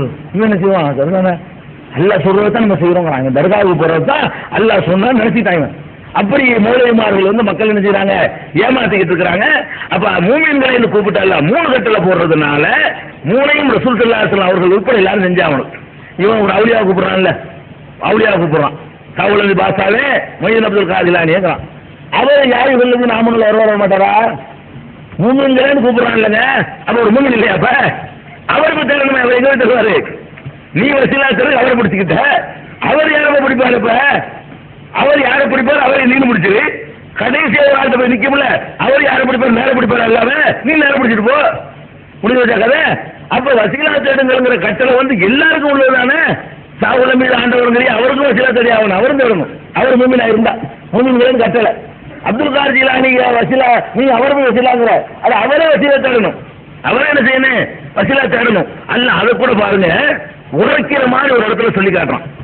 புரியாத ஆள்களுக்கு புரிகிற மாதிரி, குலிது உள்ளதீன ஜாம்தும் மின் தூனிஹி, அல்லாஹ்வை விட்டு நீங்கள் அழைக்கிறீர்களே அவர்கள் ஃபலா யம்லிகுன கஸ்பன் துர்ரி அன்கும் வலா தஹலீலா, அவர்கள் உங்களுக்கு எந்த ஒரு தீமையையும் நீக்கவோ மாற்றவோ சக்தி பெற்றவர்களாக இல்லை அப்படின்னு சொல்லிவிட்டு, உலாயிக்க அவர்கள் எவர்கள் அழைக்கிறீர்கள் அவர்கள், அல்லது என்ன எதுவுன இவர்கள் யாரை அழைத்துக் கொண்டிருக்கிறார்களோ அவர்கள் எபுத்தகூன இலா ரப்பிஹிமுல் வசீலா, அவர்களை இறைவன்பால் வசீலாவை தேடிக் கொண்டிருக்கிறார்கள். நீ அவர்கள் பிடிக்கிறான். இந்த வசீலாங்கிற இதே வார்த்தை வந்து குர்ஆன்ல வந்து இஸ்ரா பனி இஸ்ராயீல் என்கிற சூறாவுல 57வது வசனத்துல வருது. வசீலாவை தேடிக்கொள்ளுங்கள் நம்ம கட்டளை இட்டுட்டு, இதுக்கு வேற மாதிரி புரிஞ்சுக்கிட்டு ஆளுக்குள்ள தொங்குறான அவனுக்கு எல்லாம் சொல்றான், அடே நீ யாரை கூப்பிட்டுக் கொண்டிருக்கிறாயோ, நீ யாரை அழைத்துக் கொண்டிருக்கிறாயோ அவரே தங்கள் இறைவன் என்பார் வசீலாவை தேடிக்கொண்டிருக்கிறார்கள். இறைவன் நம்ம எழுத முடியுமா? நம்ம அமல் செல்லுமா? நம்ம மோட்சம் பெற்றுவோமா என்று தேடிக்கொண்டிருக்கிறார்களே, நீ போய் அவங்க போய் தேடுறியப்பான்னு சொல்லி அல்லாஹ் குர்ஆன்ல அவருக்கு விளக்கம் சொல்லி போறான். இந்த வசீலாவுக்கு என்ன அர்த்தம்ங்கிறத அந்த வசீலாவோட விளங்கி போயிடும். அதான் மாயிதா 35 வரக்கூடிய வசீலாவுக்கு என்ன விளக்கம்ங்கிறது பனி இஸ்ராயீல் 57வது வசனத்தை படிச்சீங்கன்னு சொன்னா தெளிவா வழங்கி போயிடும். தெளிவா வழங்கி போயிடும். அப்ப அந்த மாதிரியான ஒரு அடிப்படையில என்ன செய்யணும்? அந்த வசீலாவை புரிஞ்சுக்கணும். அப்ப இது ரொம்ப குழப்பம் இல்லாம ரொம்ப தெளிவா இருக்குது. வசீலாவை தேடிக்கொள்ளுங்கள் என்பதை வந்து இவர்கள் சொல்ற விதமாக புரிந்து கொள்ளக்கூடாது. இவர்கள் சொல்லக்கூடிய அர்த்தம் அதுக்கு இல்லைன்னு விளங்கி போச்சு. இன்னும் சொல்ல போனா பெருமானார் ஸல்லல்லாஹு அலைஹி வஸல்லம் அவர்கள் ஒரு அற்புதமான ஒரு சம்பவத்தை சொல்லி காட்டுறாங்க. ஒரு மனிதன் அல்லாஹ்விடத்துல பிரார்த்திக்கிறதா இருந்தா, அல்லாஹ்விடத்துல கேட்கிறதா இருந்தா, அப்ப அதுக்கு ஒரு வழிமுறை இருக்குது. என்ன வழிமுறை? வசீலாங்கிற வழிமுறை இருக்குது. இபாதத்துகளை கொண்டுதான் அல்லாஹ்ட்ட போய் கேட்கணும் அப்படிங்கறத சொன்ன ரசூல் ஸல்லல்லாஹு அலைஹி வஸல்லம் ஒரு விளக்கமாக ஒரு சம்பவம், உங்களுக்கு தெரிஞ்ச சம்பவம் தான், பல முறை உங்களுக்கு சொல்லப்பட்ட சம்பவம். அந்த குகையில 3 பேர் மாட்டிக்கிறாங்க இல்லையா, அந்த சம்பவம். அதுல 3 பேருமே என்ன செய்யறாங்க? புதிய சகோதரர்கள் இருப்பார்கள். அவரை சுருக்கமாக சொல்லிடுவேன், ஏன்னா அடிக்கடி கேட்டவங்க இருப்பீங்க, கேட்காத வந்திருப்பாங்க. முன்காலத்தில் ரசூல் ஸல்லல்லாஹு அலைஹி வஸல்லம் சொல்றாங்க, முன்காலத்துல ஒரு 3 பேர் பிரயாணமா போனாங்க. போய் கொண்டிருக்கும் பொழுது ஒரு மழை பெய்ய ஆரம்பிக்குது. மழையில் நனையக்கூடாதுங்கிறதுக்காக வேண்டி பக்கத்துல ஒரு மலை குகை இருக்குது. குகைக்குள்ள போய் தஞ்சம் அடைஞ்சிக்கிட்டாங்க. மழை விட்டோன்னு வெளியே வரும் உண்டு. உள்ள அடைஞ்ச உடனே வேகமா மழை பெய்யுது. மேல இருந்து ஒரு பாறை மடமடன்னு உருண்டு வந்து சொல்லி வச்ச மாதிரி அந்த குகை வாசல் அடைச்சிருச்சு. அது விழுந்து சக்கரம் வந்து விழுது. அந்த எந்த வழியா உள்ள போனாலும் அந்த வழியில வந்து டக்குனு நின்றுச்சு. நின்றா வெளியே வர முடியல. 3 பேரால தள்ள முடியாத அளவுக்கு பெரிய வராது. இந்த பாறை எவ்வளவு பெரிய சைஸ்னா இந்த 3 பேரும் தள்ளி என்ன செய்ய முடியல, வெளியே எத்த முடியல. கொஞ்சம் பெரிய சைஸ் பாறையா இருக்குது. அப்ப அந்த 3 பேர் என்ன முடிவு பண்ணிட்டாங்க? பாறையில மாட்டிக்கிட்டோம். ஏதோ கொஞ்சம் ரொட்டி வச்சிருந்திருப்பாங்க, கொஞ்சம் தண்ணி வச்சிருப்பாங்க. இது எவ்வளவு நேரத்துக்கு ஓடும்? கொஞ்ச நாளைக்கு ஒரு நாள் 2 நாள் வண்டி ஓடும். அதுக்கப்புறம் மண்டை போட்ட வேண்டியதான், முடிஞ்சு வச்சுக்காத. இங்க அக்கம்பக்கத்து கூட இருக்க போகுது, இங்க இருந்து கஷ்டம் வழங்காத போகுது. குகையில் வந்து மாட்டிக்கிட்டாங்க. பிரயாணம் பண்ண காட்டுல இருக்கிற குகை, அந்த வழியா யாராச்சும் வந்தா தான் உண்டு. வந்தா கூட இந்த குகை அடப்பெல்லாம் தாண்டிக்கிட்டு போய் இவர்கள் போடுற கூச்சல் கேட்குமா கேட்காதாங்கிறத சொல்ல முடியாது. அப்போ அவங்க தீர்மானத்துக்கு வந்துட்டாங்க. என்ன தீர்மானம்? நம்ம லைஃப் முடிஞ்சது, நம்ம கதை முடிஞ்சு போச்சு, இனிமேல் நம்மளால ஒன்றும் செய்ய முடியாது, நம்ம மாட்டிக்கிட்டோம் அப்படின்னு ஒரு உறுதியான முடிவு வந்துட்டாங்க. வந்த உடனே கடைசி நம்பிக்கை இழக்கல. ஒரே ஒரு நம்பிக்கை தான் உங்களுக்கு இருக்குது. என்ன நம்பிக்கை? நம்ம சக்தியை கொண்டு மனிதன்கிற முறையில பார்த்தோம்னா வெளியே வர முடியாது. ஆனா அல்லாஹ் நாடுனா தான் எதையும் செய்வான்ல, அவனுக்கு தான் எல்லாம் முடியும்ல. இந்த மாதிரி இக்கட்டான நேரத்துல கூட அவன் வந்து நம்முடைய கோரிக்கையை ஏத்துக்கிறவனா இருக்கிறானே, அதனால மனுஷனை கத்துறதுக்கு பதிலா நம்ம அவனே கூப்பிடுவோம், அல்லாவே கூப்பிடுவோம் அப்படின்னு சொல்லி அல்லாஹ்விடத்துல 3 பேர் துஆ செய்யறாங்க. தனித்தனியா துஆ செய்யறாங்க. என்ன துஆ செய்யறாங்க? ஒவ்வொருவருமே அவருடைய வாழ்க்கையில ஒரு முக்கியமான ஒரு நிகழ்ச்சி செஞ்சு நடந்திருக்கும், நல்ல விஷயம். அதோட நினைவுபடுத்தி, யா அல்லாஹ் உனக்கு தானே நான் அந்த காரியத்தை பண்ணினேன், இல்லாட்டி நான் அந்த தப்பை செஞ்சிருப்பேனே, உனக்கு பயந்து செய்யாம இருந்தேன் அப்படின்னு சொல்லி அல்லாஹ்வுக்காக ஒரு நல்ல காரியத்தை செஞ்சிருப்பார். அல்லாஹ்வுக்கு பயந்து ஒரு கெட்ட காரியத்தை செய்யாம இருந்திருப்பார். எல்லா மனுஷனுடைய வாழ்க்கையில இதை நம்ம பார்ப்போம். நம்ம என்னதான் மோசமா இருந்தாலும் ஒரு நேரத்தில் என்னமா நம்மளுக்கு நம்ப முடியாத அளவுக்கு ஒரு அருமையான காரியத்தை செஞ்சிருப்போம், ரொம்ப நல்ல ஒரு காரியத்தை செஞ்சிருப்போம். ஒரு நெருக்கடியான கட்டத்தில் ஒருத்தருக்கு நம்ம உதவி பண்ணியிருப்போம் அல்லாஹ்வுக்கு பயந்து. அந்த மாதிரி 3 பேர் யோசிச்சு பார்க்கறாங்க. நம்ம வாழ்க்கையிலேயே நல்ல சம்பவம் என்ன நம்ம அல்லாஹ்வுக்காக செஞ்சிருக்கிறோம், இக்லாஸோட, எந்த ஒரு களப்பற்ற மனுஷனுக்கு இல்லாம, வேற சுய லாபம் இல்லாம, உலக ஆதாயத்தை கருத்துல கொள்ளாம அல்லாஹ்வுக்கு மட்டும் பயந்து நம்ம என்னமா செஞ்சிருக்கிறோமா அப்படின்னு யோசனை பண்ணி பார்க்கறாங்க. பார்த்துட்டு ஒவ்வொருத்தரும் அதை சொல்லித்தான் அல்லாஹ்ட்ட ஓடிடுறாங்க. அதான் வசீலாங்கிறது. சும்மா கேட்காம என்ன பண்றாங்க? அல்லாஹ்விடத்துல துஆ செய்யும் பொழுது தாங்கள் செய்த நல்லறங்களை அப்படி நினைவுக்கு கொண்டு வந்து அதை சொல்லி கேட்கறாங்க. ஒருத்தர் கேட்கிறாரு, எப்படி கேட்கிறாரு? யா அல்லாஹ் எனக்கு நீ நிறைய காசு பணத்தை கொடுத்திருந்த, நல்ல வசதியான வாழ்க்கையை தந்திருந்த, எனக்கு பக்கத்துல வந்து என்னுடைய சித்தப்பா மகன் இருந்தா, அவளை நான் வந்து முறைகேடா கல்யாணம் பண்றதுக்கு இல்ல, முறைகேடாக அடைவதற்கு நான் என்ன ஆசைப்பட்டேன், அவ அதுக்கு ஒத்துக்கிறல. ஒரு கட்டத்தில் அவளுக்கு சரியான வறுமை வந்துருச்சு, என்கிட்ட நல்ல செழிப்பா இருந்துச்சு, என்னுடைய உதவியை தேடி வந்த நேரத்தில் நான் வந்து என்ன வேணாலும் செஞ்சிருக்கலாம், அவளும் அதுக்கு வந்து அந்த வறுமை வந்து அவளை அந்த நிலைக்கு நினைச்சு அவளை தள்ளிருச்சு. கடைசி கட்டத்தில் நாங்க 2 பேரும் ஒன்றா இணையக்கூடிய நேரத்தில் எல்லாம் பயந்துக்கன்னு ஒரு வார்த்தை சொல்லிவிட்டாவ. சொன்ன உடனே உன்னுடைய பயம் தான் எனக்கு வந்து தவிர அந்த நேரத்தில் யாரும் பார்க்கல, யாருக்கு தெரியவும் போறது இல்ல, நான் தப்பு பண்ணிருக்கலாம், இருந்தாலும் நீ பார்த்துக்கிட்டு இருக்கீங்க, அல்லாஹ் பயந்து கொண்டு ஒரு வார்த்தை சொன்ன பிறகு நான் எப்படி அந்த மாதிரி செய்ய முடியும் அப்படின்னு சொல்லி பயந்து, உனக்கு பயந்து நான் அல்லாஹ் நான் வந்து தப்ப நான் செய்யல, உனக்காக தான் நான் விளையிக்கிட்டேன். அந்த பெண்ணுடைய வறுமையும் கூட அதுக்கு அவளை உடன்பட வச்சிருந்துச்சு, கொஞ்சம் நான் அவளை நிர்பந்தப்படுத்திருக்க முடியும், அல்லாஹ் பயந்து கொண்டு சொன்னால எங்க அத்தாட சொல்லிடுவேன், எங்க அம்மாட்ட சொல்லிடுவேன் சொல்லல, அல்லாஹ் பயந்து கொண்டு சொன்னதை கேட்டுதான் அந்த தப்புல இருந்து நான் விலகி கொண்டல்ல, இதை நான் உனக்காக செய்து நீ புரிந்து கொண்டாயானால் எங்கள் இந்த துன்பத்திலிருந்து விடுவிச்சிடலான்னு ஒருத்தர் கேட்கிறார். அப்ப கேட்கும்போது என்ன சொல்லி விளங்குவாங்க? சும்மா கேட்கல, அல்லாஹ் தந்திரம் கேட்கல, நான் உனக்கு என்ன செஞ்சோம் சொல்றாரு. காய்ந்து விளங்குதுல, நம்ம வாட்டுக்கு நம்ம அல்ல வேலைக்காரன் அப்படி கேட்கணும். வேலைக்காரன் என்ன செய்யணும்? முதலாளிட்ட கேட்ட எப்படி கேட்கணும்? இதை செஞ்சுட்டு கேட்கணும். இன்னும் முதலாளி 10 வருஷமா உங்கள்கிட்ட நான் வேலை செய்யறேன் சரியா அப்படி சொல்லி கேட்கலாம். அப்படிதான் கேட்கணும். முதலாளிட்ட அப்படிதான் கேட்கணும். முதலாளி வேலைக்காரன் கேட்க மாட்டாரு, சம்பளம் வாங்கிட்டு அவ்வளவுதான். இல்லையா? நம்ம அல்ல என்ன நினைக்கிறோம்? வேலைக்காரன் மாதிரி ஒரு மனுஷனுக்கு முதலாளிக்கு கூட நம்ம எல்லாம் செய்ய நினைக்கிறோம். ரப்புல் ஆலமீன் முதலாளிக்கு நம்ம ஒன்றும் செய்ய மாட்டாங்களாம். அவன் தொழுமான மாட்டாங்களாம், அதெல்லாம் முடியாது. நான் போய் மாட்டேன், வயிற்று வலிக்கிறது எல்லாம் போய்க்கிறேன். அந்த கொஞ்சமாவது நியாயம் இருக்கா இதுல? அவனுக்கு சொன்ன ஒன்றும் கேட்க மாட்டேங்கிற, தர்மம் கூட ஆளும் கொடுக்க மாட்டேன், புறம் பேசுறதான் பேசுவேன், பொய் சொல்ல சிலதான் செய்வேன், எனக்கு இருக்க கொடு அப்படின்னு வேலைக்காரனா? நீ வேலை இது என்ன? அல்ல ரப்பா எஜமான நினைக்கிற வேலைக்காரன் நினைக்கிறியா? அப்ப ரப்புல் ஆலமீன் நம்ம கேட்கறதா இருந்தா நம்ம என்ன செய்யணும்? இந்த கேட்டாங்கல்ல, ஒரு மனுஷன் என்னங்க செய்யுங்க, மனுஷனுக்கு கொடுக்குற மாதிரியே நல்லா கொடுக்கணுங்க, அதை தாண்டில கொடுக்கணும். ஒரு மனுஷன் 1000 ரூபாய் சம்பளம் தர்றதுக்காக வேண்டி அவன் எல்லா வேலையும் செய்யறீங்க, தயாரா இருக்கிறீங்க, சொன்ன வேலையெல்லாம் சுட்டி காட்டி அந்த போனஸ் கேட்கும்போது எவ்வளவு செஞ்சு கேட்கறீங்க. அந்த மாதிரி என்ன செய்யணும்? கேட்கணும். அவர் கேட்டுறாரு. கேட்ட உடனே பாருங்க, அந்த புகை கொஞ்சம் விலகுது, கொஞ்சம் விலகுன்னு வெளியில வர முடியாது. என்னது? காற்றோட்டம் இருக்கும், லேசா வெளிச்சம் வரும், அவ்வளவுதான் இருக்குமே தவிர லேசா ஒரு கீரல் மாதிரி ஒரு இடைவெளி கிடைக்குது, கொஞ்சம் அந்த விலகுது. அதுக்கு அடுத்து இன்னொருத்தர் கேட்கிறாரு. இன்னொருத்தர் என்ன கேட்கிறாரு? யாரெல்லாம் எனக்கு பெற்றோர்கள் இருந்தாங்க, வயசான தள்ளாத காலத்துல வயசானவங்க இருந்தாங்க, முதியவர்கள் இருந்தாங்க, அவர்கள் சாப்பிடாம நான் சாப்பிடக்கூடாது என்ற ஒரு பாலிசியை கடைபிடிச்சு வந்தேன். அவங்க சாப்பிட்டு தான் நான் சாப்பிடுவேன், பெற்றோர் சாப்பிடாட்டி நான் சாப்பிடுறது இல்லை அவர்கள் எல்லாரும் சாப்பிட்ட பிறகுதான் நான் சாப்பிட்டுக்கிறேன். இதான் என்னுடைய வழக்கமா இருந்தது. ஒரு நாள் நான் வருவதற்கு லேட் ஆயிடுச்சு, வீட்டுக்கு வர பெற்றோர் தூங்கிட்டாங்க சாப்பிடாமலேயே. நான் சாப்பாடு கொண்டு வர்றது உழைச்சி சம்பாதிச்சு கொண்டு வர அந்த கூலி அவரு பால் கலந்து அதை கொண்டு வருவாரு.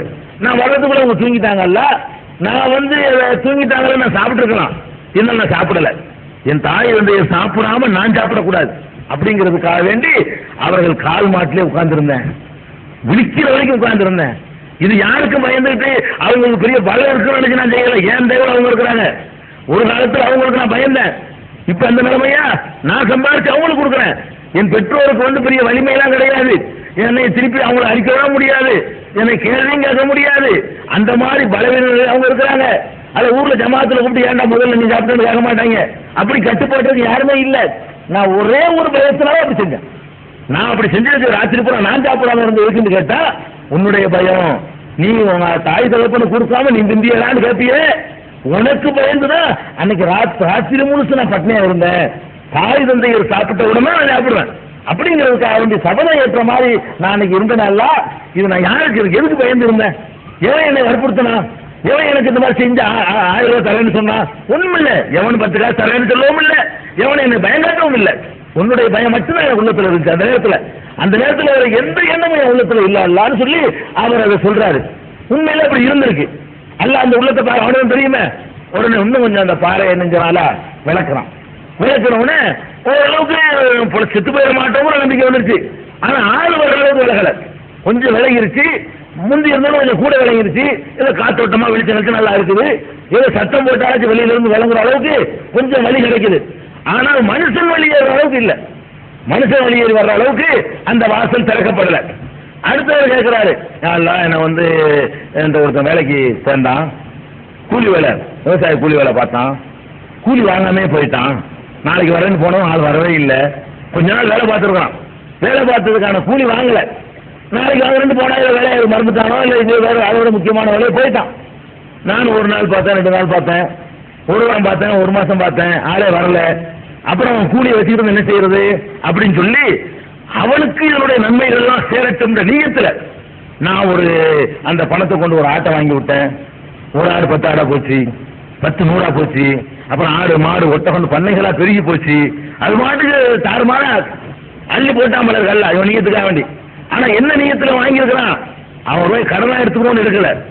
எடுக்கும்போது என்ன சொல்லி எடுத்துருக்கான்? இது அவன் ரூபாயை நம்ம சும்மா இதுக்கு வச்சிருவானே, நம்ம அவனுக்குன்னு வாங்கி போட்டா அவன் வரும்போது தூக்கி கொடுத்துருவோமே அப்படின்னு நீயத்தெல்லாம் கொடுத்துருவாரு. சொல்றாரு அந்த துவாவில எல்லாம் சொல்றாரு, யாரெல்லாம் நான் திருப்பி வந்தவன அப்படி கொடுத்துடணுங்கிற எண்ணத்துலதான் நான் அந்த ஒரு ஆட்டுல முதலீடு பண்ணேன். அது என்னடா எங்கேயோ போய் தாறுமாறா வளர்ந்து போச்சு. கடைசியில் வந்துட்டாங்க. வந்தவன என்னுடைய ரூபாய் கொடுத்துருப்பா. ஒரு 10 வருஷத்துக்கு முன்னாடி ஒன்று வேலை பார்த்தேன், ஒரு வாரம் வேலை பார்த்து காசு வாங்க போயிட்டேன், அந்த ரூபாய் ஒன்று இருக்குது, அது தந்துருன்னு சொல்லி என்கிட்ட கேட்டான். அந்த நேரத்தில் நான் சொன்னேன், இந்த ஆடு மாடு விட்டு எல்லாம் தள்ளிட்டு போ அப்படின்னு சொன்னேன். அவன் சொன்னான், கேள்வி பண்றியா? கேள்வி தான் நினைப்பாங்க. 1000 ரூபாய் கூலி வரணுமா கேட்டா இந்த 5 லட்சம் ரூபாய் எடுத்துட்டு போ அப்படின்னா கிண்டல் பண்ண நினைக்கிறாங்க. அது தரமாட்டேன்னு சொல்லி எதுக்கு கிண்டல் பண்ற அப்படின்னு நான் சொல்றாரு. இது கிண்டல் ஏன்னா நம்ப முடியல இருக்கு. இந்த ஆடு மாடு விட்டு அம்பட்டு ஓட்டிட்டு போனா கிண்டல் மாதிரி இருக்குது. அப்ப கிண்டல் பண்றியான்னு அவன் கேட்டான். கிண்டல்லாம் இல்லப்பா, உண்மையா தான் சொல்றேன் அப்படின்னு சொல்லி நான் எல்லாத்தையும் ஓட்டி விட்டுட்டேன். சொல்றாரு, நான் இப்படி முடிவு எடுத்தது எனக்கும் உனக்கு மட்டும் தான் தெரியும். சொல்றாரு, நான் இப்படி ஒரு முடிவு எடுத்தேன் அவனுக்கு தெரியாது. அவன் வந்தவன ஒரு பெருகி போச்சு. நான் அசலை மட்டும் கொடுத்து விட்டுருக்கான் அவன்கிட்ட. அவன் எவ்வளவு ரூபா கூலி கொடுக்கணுமோ அதை கொடுத்து விட்டாலே அவன் பெரிய சந்தோஷமா போயிருப்பான். அதுலயே அவனுக்கு மகிழ்ச்சி ஏற்பட்டிருக்கும். அதுலயே அவன் முழுசா குறிச்சு போயிடுவான். இதை நான் கொடுக்கணும்னு எந்த அவசியமும் இல்லை. எவனையும் கேட்க இயலாது. நான் எந்த அக்ரிமெண்ட் யார்த்தையும் போடல. ஊர் புறம் தம்பட்ட அடிக்கவும் இல்லை. உனக்கும் எனக்கும் தெரியும், அவ்வளவுதான். இப்படி நான் முடிவு எடுத்தது உனக்கு தெரியும், அப்புறம் எனக்கு தெரியும், வேற யாருக்கும் தெரியாதல்ல. நான் எதுக்கு புலவந்தி கொடுத்தேன்? கொடுக்க முடியுமா? திருவண்ணம் பாக்குறோமே, ஏழ்மையா இருக்கும்போது பிரச்சனை பண்ணுவான். எனக்கு மட்டும் நீ 1 லட்சம் ரூபாய் கொடுத்துட்டீங்கன்னா ஒரு 25,000 தந்துருவேன் அப்படின்னா தரமாட்டான்னு நினைச்சு சொல்றதான். கொடுத்துட்டான்னு வைங்களேன், 25 கொடுப்பானா? 25 ரூபா செலவுக்கு தேவை இருக்கு. நம்ம ஒரு 500 ரூபா போடுவோம், 25,000 ரூபாய் எப்படி கொடுக்குறது? மகனா இல்லையா? அல்லாஹ்விட்ட இப்படி துவா செஞ்சு ஏழ்மையில இருக்கும்போது அப்படி நியத்து பண்ணோம். எத்தனை பேர் இருக்கணும்? பணக்காரன் ஆன பிறகு அதை நிறைவேற்றணும் கிடையாது. 1000ல் ஒருத்தவங்க தர மாட்டான். ஏழ்மையில இருக்கும்போது எல்லாம் நீ கொடுத்தேன்னு சொன்னா அப்படி அள்ளி அள்ளி கொடுக்குற கடமா நான் இருப்பேன், கொடுத்து கொடுத்து சாப்பா போயிடும். அந்த மாதிரி கொடுத்து சேர்ந்த காலத்துக்கு சொந்தக்காரனை போக நல்லா குடும்பம் கொடுத்தவனே என்ன நடக்குது மறந்துடுறான். அவ்வளவுதான். அந்த பணத்தை பணம் தான் அளவு கொடுங்க மனுஷனை உரைச்சி பார்க்கறதுக்கு. அதுல விழுந்துட்டா முடிஞ்சது, கம்ப்ளீட், ஆள் அவுட், முடிஞ்சு வச்சு. எது நம்ப முடியும்? காசுல நம்பிக்கை வந்தா மொத்தத்தை அவுட், ஆள் கரெக்ட் இல்லைன்னு அர்த்தம். இதான் மனுஷனை சுழற்சி பார்க்கற பெரிய இது. முதல்ல ஃபர்ஸ்ட் பணம், அது எவனும் விழுந்துருவான். எப்படிப்பட்ட கொம்பனா இருந்தாலும் அப்படின்னு 100 ரூபாயில விழுவாச்சு, 1000 ரூபாயில விழுந்துருவான். 1000 விழுவலன்னா விழுவ மாட்டேன்னு அர்த்தம் இல்ல, உரிய ரேட்டு கொடுக்கலன்னு அர்த்தம். 10,000 விழுந்துருவான். 1000 விழுவாத ஒருத்தன் இருந்தா கூட என்ன செய்யல, 1000 அவனுக்கு சின்ன தெரியல, அவ்வளவுதானே தவிர 10,000 கொடுத்தா விழுந்துருவான். 1 லட்சம் ரூபாய் கொடுத்து கொஞ்சம் யார் வேலைக்கு வாங்க சொல்லுங்க பார்ப்போம். யாரும் வாங்கிட்டு வரணும், யாரும் வாங்கிட்டு வரலாம்.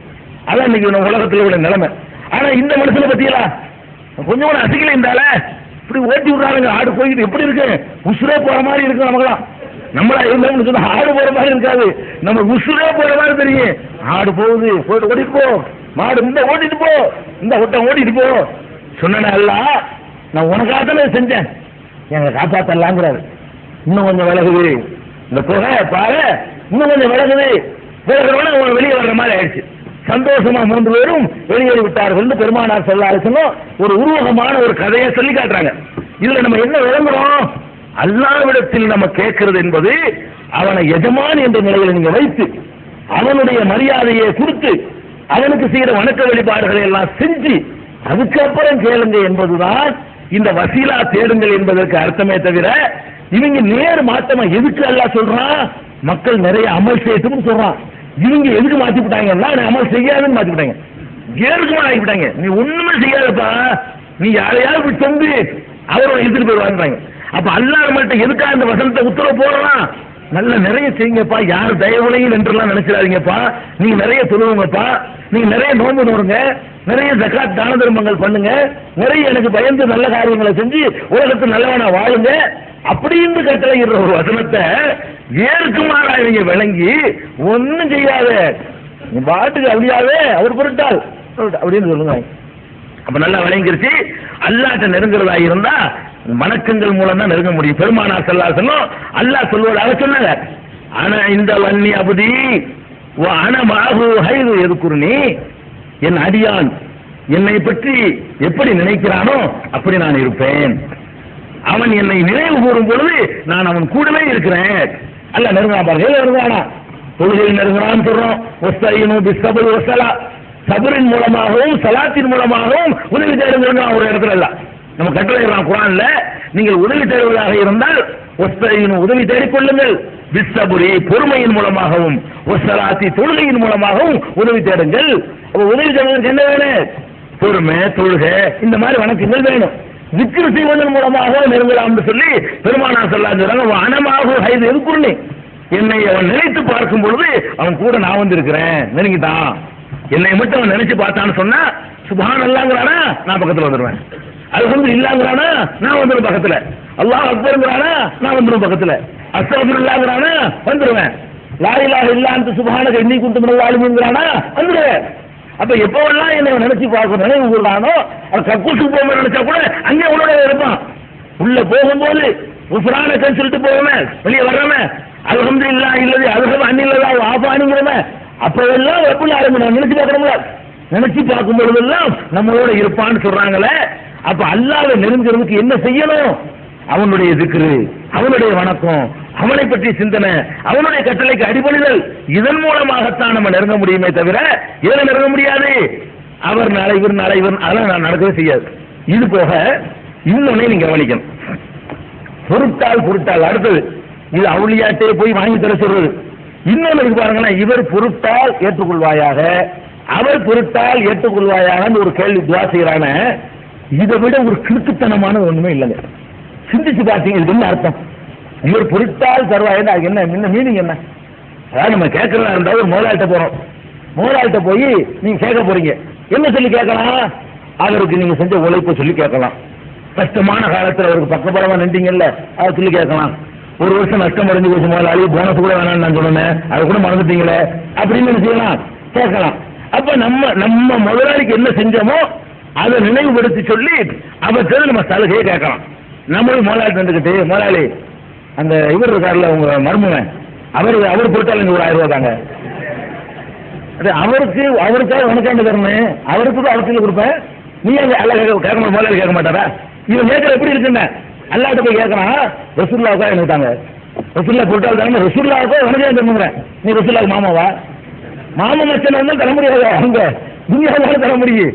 மகள மச்சனா இருந்தா கூட, பெத்த மகளா இருந்தா கூட கேட்க முடியாது, பாத்திமா கூட கேட்க முடியாது. அல்ல எங்க அத்தாவுக்கு எனக்கு தந்துரு, உங்க அத்தாவுக்கு நான் உனக்கு தரணும். ஒவ்வொரு மனுஷனும் புள்ளி முறையும் திமாக்கசபரகின், ஒவ்வொரு மனுஷனும் அவன் பொறுப்பாளி. அது அல்லாவுடைய மார்க்கம். உலகத்தில் வேணா செய்யலாம். எங்க அத்தாவுடைய குழி என்கிட்ட தாங்கன்னு மகன் போய் கேட்கலாம். அத்தா அப்ஜெக்ஷன் பண்ணாட்டி அவர் ஏற்கனவே சொல்லி வச்சு அதுவும் கிடைக்காது. என் மகன் தரவில் கொடுத்துறாருன்னு போனா அதுவும் கிடைக்காது. எப்ப கிடைக்காது? அவர் ஒழுங்கு அப்ஜெக்ஷன் பண்ணாம இருந்தாருன்னு சொன்னா எங்க அத்தாவுடைய குழி என்கிட்ட தாங்கன்னு கேட்கலாம். இது தவிர வேற ஏதாவது சம்பந்தம் இல்லாத கேட்க முடியுமா? அப்துல் காதர் ஜிலானி நீ உனக்கு யார் அவரு? யாரும் இல்ல. நீ போய் என்ன பண்ற? யாரெல்லாம் இந்த துவா அப்துல் காதர் ஜிலானிக்கா ஏத்துக்க, நான் அவருக்காக உனக்கு ஏத்துக்கணும்னு அவருக்கு வேணும்னு அவர் கேட்பாரு. அவருக்கு நான் கொடுத்துருப்பேன், கொடுக்காம இருப்பேன். அவருக்கு நீ என்ன கேட்கிற? இது ஒரு கிறுக்குத்தான் உணர்வு. இதுக்கு ஒரு அர்த்தமே கிடையாது. அவர் பொருட்டால் இவர் பொருட்டால், இது என்ன அர்த்தம் சொல்லுப்பா இருக்கு? அவர் பொருட்டால் தானே அவர் தந்தாவணும். இப்ப அவர் என்ன கண்டிப்பா கொடுத்தாவணும், அல்ல வற்புறுத்துறாரு அவரு. இல்ல அவருக்கு பயந்துகிட்டு அல்ல தர போறான். எதுக்கு நீ அவரை யூஸ் பண்ற அந்த இடத்துல அல்லாட்ட? அப்ப அல்லாவை திரட்டன் பண்றது என்ன இதுல வருதுன்னு கேட்டா, என்னுடைய அடிமைத்தனத்தை செஞ்சுக்கிறது அழுவி கேட்பானா? எல்லாம் உன்னை விட்டு நான் யார்கிட்ட கேட்பேன்? உனக்கு யார் இருக்கிறா? அப்படி கேட்டீங்கன்னா அவன் அது நியாயம் இருக்குது. இது அல்லாட்ட பயங்காட்டுற மாதிரி. அதாவது இந்த ரவுடிஸில் பயங்காட்டுவோம்ல, அவரெல்லாம் அனுப்பிட்டாரு, அது மாதிரி இருக்குது. இங்க என்ன நினைச்சிட்டு எவரையும் எங்களுக்கு அல்லாட்ட கேட்கும்போது, அல்லாட்ட கேட்கும்போது அல்லாவோட ஒரு பெரிய சக்தியா அல்லாக்கு ஒரு ஆளை நீங்க ஏன் சொல்லிக் கொடுக்குறீங்க? இவர் போட்டால் தானே, அப்ப இவர் போட்டா அப்ப இவர் சொன்னதால பயப்படுவானோ? இவர் சொன்னதால நம்ம சர்வான என்ன அர்த்தம் ஆகுதப்ப ஒரு எவ்வளவு டேஞ்சர் பாக்குறீங்களா? இது எல்லா மூலைகளும் பள்ளிவாசல் உட்காந்துக்கிட்டு அவர் பொறுத்த அரபில கேட்கறாங்க, உங்களுக்கு வழங்குறது இல்ல. பள்ளிவாசல் துவா செய்யும் பொழுதெல்லாம் அதை ஏத்துக்கிற சொல்லுமா என்ன செய்வாங்க? அதை இவர் பொறுத்த ஹக்கி செய்யுதுனா முகமதின் ஹக்கில் அம்பியாயில் முர்சலின் அதை பொறுத்தாளர்களாகலாம். ரசூலுல்லாஹ்வுடைய பொறுத்தாளர், நபிமார்களுடைய பொறுத்தாளர், ஹக்கி அவுலியாய் கேட்கிறான், உங்களுடைய சங்கை மிக்க அவுலியாக்கள் பொறுத்தாளர் வந்து நம்ம உட்காந்து ஆமியாமின்னு விட்டுருவோம். நீங்க 7 வருஷம் என்ன படிச்சாலும் தெரியவே இல்லை. ஏன் இவங்க அபு ஹனீஃபா இமாம் சொல்றாங்க, லைஸல் இல்லா அலா அஹதின் ஹக்குன், எவனுக்கு ஹக்கு கிடையாது அல்லாஹ்வுக்கு என்ன ஒரு பொருட்களை கொடுத்தாங்க அல்லாஹ்ங்கறார். இமாம் அபு ஹனீஃபா ரஹ்மத்துல்லாஹி அலைஹி சொல்றாங்க, அது எவனுக்காக வேண்டி அல்லாஹ் தர வேண்டிய அவசியம் இல்லையப்பா, நீங்க ஒரு ஆளத்துக்கு பயனாட்டுங்கிறார். அவருக்கு அப்படி செய்யக்கூடாது, ஹராம்ங்கிறார். அபு ஹனீஃபா அந்த மதத்தை பின்பற்றன்னு சொல்லி கொண்டு என்ன செய்யறாங்க? ஷரஃபுல் ஃபிக்ஹுல் அக்பர் மாரசால ஓதி கொடுப்பாங்க. முல்லாஹ் காரியுடைய விரிவுரை அபு ஹனீஃபா இமாமுடைய நூல் அது. சின்ன ஒரு லெட்டர் மாதிரி இவ்வளவுதான் இருக்கும், ஒரு 15 வரை இருக்கும். அதுக்கு விளக்க உரைன்னு ஒண்ணு வச்சு மாஸ்டர் சொல்லி கொடுப்பாங்க. அதுல படிக்கிறாங்க, என்ன படிக்கிறாங்க? ஒரு பொருட்டால் அல்லாஹ் இடத்தில் கேட்கக்கூடாது. ஏன்னு கேட்டா யாருக்காக வேண்டியும் அல்லாஹ் தரணும் என்ற அவசியம் கிடையாது. யார் எப்ப நம்ம கேட்கலாம்? இவருக்கு தந்துதான் ஆகணுங்கிற நல்ல ஒருத்தர் இருந்தாருன்னு சொன்னா அவருக்கு பயந்து அல்லாஹ் தருவான்னு கேட்கலாம். அல்லாஹ் அவனுக்கு தரதா இருந்தா அவனா பார்த்து பிச்சை போட்டான தவிர இல்லைன்னா கிடையாது. யாருக்காக தரவே மாட்டான். உன் அவனா தருதாப்படணும், அவனா விரும்பணும், அவனா தரணும்னு ஆசைப்படணும், அப்பதான் அவனுக்கு தருவான். இந்த ஒரு சாதாரண ஒரு நாலேஜ் கூட இல்லாம நம்ம என்ன பண்ணிட்டு இருக்கோம்? அவர் பொருட்டால் இவர் பொருட்டால் இந்த ஆயத்தை வச்சுக்கிட்டு யார் உள்ளது நாமனுங்கிற ஆயத்தை வைத்துக் கொண்டு அவர் பொருட்டால் இவர் பொருட்டால் கேட்கிறோமே, இதுக்கு வந்து மார்க்கத்தில் என்ன இல்ல, இடமே இல்ல. நம்ம நல்லா ஆய்வு செஞ்சு பார்த்தோம்னு சொன்னா எந்த அளவுக்கு நம்ம இபாதத்துகளை அதிகப்படுத்திக் கொள்றோமோ அந்த அளவுக்கு தான் அல்லாஹ்வை நம்ம நெருங்குறோம். ஒரு தடவை சொன்னாங்க ரசூலுல்லாஹி ஸல்லல்லாஹு அலைஹி வஸல்லம், அக்ரபு மா யகூனுல் அப்து இலா ரப்பிஹி வஹுவ சாஜிதுன். ஒரு அடியான் அல்லாஹ்விடத்துல ரொம்ப ரொம்ப ரொம்ப ரொம்ப நெருக்கமாக இருக்கிற சந்தர்ப்பம் என்ன சொல்லுங்க பார்ப்போம்? அழகா சொல்றாங்க, சஜிதாவில். ரசூலுல்லாஹி சொல்றாங்க, நெருக்கத்தை சேர்ற நெருக்கத்தை என்ன நெருக்கம் தர்றது? ஒரு மனிதன் அதிகமாக அல்லாஹ்வுக்கு நெருக்கமான ஒரு ஸ்டேஜ்ல எப்ப இருக்கிறான்னு கேட்டா அதிகமாக தன்னை தாழ்த்துற ஒரு இடம் இருக்கிற அந்த இடத்துல நெத்தியை கொண்டை நிலத்துல வச்சு உன்னை அதிகம் தாழ்த்துற. நிற்கும் போது கூட அதிகமா தாழ்த்திக்கிறல, புனியும் போது கூட ஒரு பாதி தான் தாழ்த்திருக்கிற. நெத்தியை கொண்டை நிலத்துல வைக்கும் பொழுது உன்னை முழுசாவே தாழ்த்துக்கிற அல்லாஹ்வுக்காக வேண்டி. அப்ப அதிகமாக உன்னை தாழ்த்துகிற அந்த இடத்தில் தான் அல்லாஹ்வுடைய அதிகமா நெருக்கம் உனக்கு இருக்குது. ரசூலுல்லாஹி சொல்றாங்க, அக்ரது மா யகூனுல் அப்து இலா ரப்பிஹி வஹுவ சாஜிதுன். சஜிதா செய்கிற நிலையில தான் ஒரு அடியான் அல்லாஹ்வுக்கு ரொம்ப ரொம்ப அன்னைக்கிறான், நெருங்குகிறான், நெருக்கமான இடத்தில் இருக்கிறான். அதனால துவா அதுல அதிகம் துவா செய்யுங்கிறாங்க. சஜிதாவுல விழுந்து எத்தனை துவா செஞ்சிருப்போம்? சஜிதாவில் விழுந்து உட்கார்ந்து கையெழுந்து கேட்கறதை விட சஜிதாவில் விழுந்து அல்லாஹ் இடத்துல கேட்கறது ரொம்ப அல்லாஹ்வுக்கு நெருக்கமான இடத்துல உட்கார்ந்து கேட்டா சந்தோஷப்படுவாங்க. நமக்கு நெருக்கமான கோலம் இதுதான், நமக்கு பிடிச்சமான காட்சி இதுதான். இந்த நிலைக்கு வந்ததால இப்ப கேட்கட்டும் நான் கொடுக்குறேன் அப்படின்னு அல்லாஹ் சொல்றான்னு சொல்லி பெருமானார் ஸல்லல்லாஹு அலைஹி வஸல்லம் சொல்லக்கூடிய இந்த ஹதீஸ் சஹீஹ் முஸ்லிம்ல 350வது ஹதீஸா இடம்பெற்றிருக்கிறது. இது மாதிரி நிறைய நீங்க தேடி பார்க்கலாம். அல்லாஹ்வை நெருங்குறதா இருந்தா தொழுகை, நோன்பு, திக்ரு, துவா, தஸ்பீஹ், சஜ்தா, ருக்கு, கிராத், குர்ஆன் ஓதுதல், இது மாதிரியான வணக்க வழிபாடுகளை கொண்டு மட்டும்தான் ஒருவன் மோட்சம் அடைய முடியுமே தவிர அவர் பொருட்டால இவர் பொருட்டால அன்னாருக்கு இன்னாருக்காக இந்த மாதிரியான விஷயத்தை விட்டு வசீலாவுக்கு ஒரு தப்பான அர்த்தத்தை கொடுத்துக் கொண்டு இறந்து போனவர்களை எல்லாம் நமக்கு அழைக்கலாம்னு சொல்லிக் கொண்டிருக்கிறார்கள். இதுல இருந்து இது பண்ணணும்.